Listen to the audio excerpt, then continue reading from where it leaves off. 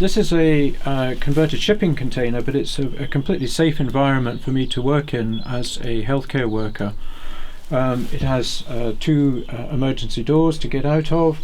I have a safe area to work in, to put all my PPE and my swabs, etc. I've got a sink to wash my hands. I've got heating in here. But the crucial thing, the main thing about this design is this fan up here. And if I was just going to switch it on,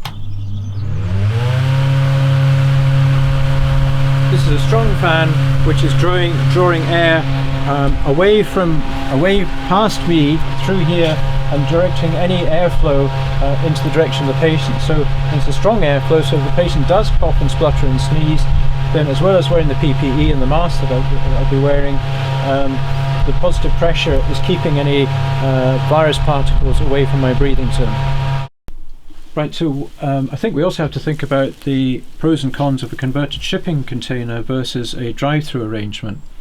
In the drive-through arrangement that I think is already being widely used, the patient is arriving and the inside of their car has probably got quite a load of coronavirus in it if they're an infected patient. They then wind down the window, and potentially the healthcare worker is maybe going to have to try and lean in to get the swab, and the direction of airflow will be out with the car towards the healthcare worker.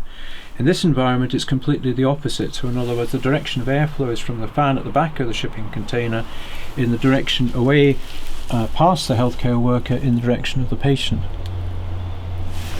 And the other advantage of this is that if the patient does have a fit of coughing, then you can close this hatch here to make it secure again. And I think the other advantage of this arrangement is that the patient is in a more private area.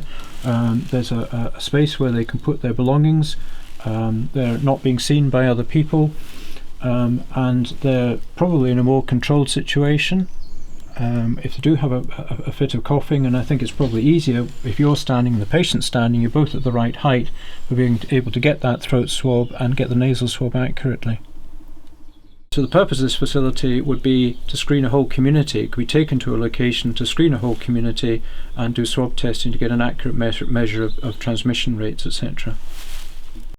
Examining the coronavirus outbreak and the protection of the NHS staff from an industry outlook, I'm drawn to this document here, which is by the Health and Safety Executive.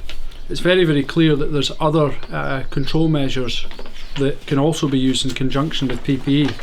So these control measures can be engineering controls and safety systems. Now we deploy these in industry regularly, and this is an example of such a system. This can be a great help to the NHS to move the contaminant away from their personnel, and it's as simple as that.